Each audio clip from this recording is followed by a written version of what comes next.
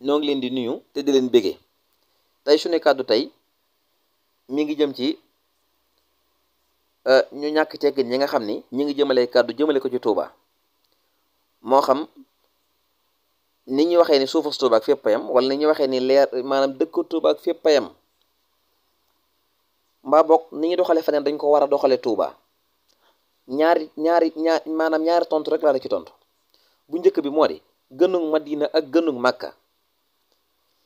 ma nga bàyyi ko ci tedd nga yonent bi sallallahu taala alayhi bi alihi wa sahbihi wa sallama loolu damaa bëgg nga xam ko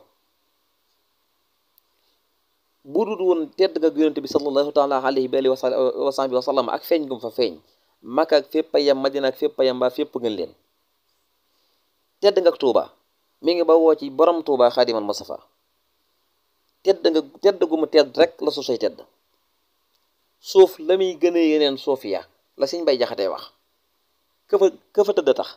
ka fa dëkk tax ka fa dëkk ka ñu tudd dëkk ba la suuf di gënee yeneen suuf yi dul moom moo tax Tuuba gën suuf su dul suuf fos Tuuba la ci boromam wax bari na waaye du ko jar ndax yéen wax leen alif mu dugg seen bopp bi jafe na kon day jar wax leen saaxi soo leen di gis saaxi soo leen di gis nag moo di yéen ñi wax loola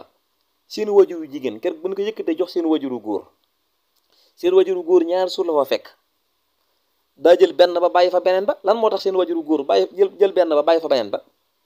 seen wajuru góor xam xel ni yàlla ay na ko benn bi te ne ko tool baa ngi noonu loo soob defal ba mu des benn buntu bi ci ginnaaw te moo ne suuf la bokk de te moo gën a suufe sax nag lan moo tax suñu borom tere ko suuf soosa kon suuf yëpp yemun te bu jëloon suuf soosa nekk yeeg seen wajuru jigéen doo leen juddu mukk te xam ngeen li ma wax nag xekk ma la xaw ma dégg ngeen bu baaxam déet dama ne bu keroog ba ñu yëkkati seen wajur wu jigéen jox ko seen wajur wu góor ngir mu war a ànd ak moom ngeen war caa juddoo seen wajur wu góor ñaari suuf la fa fekk benn suuf la jël bàyyi fa suuf sa ca des te bu jëloon teneen suuf sa doo leen juddu mukk kon suuf yëpp yemun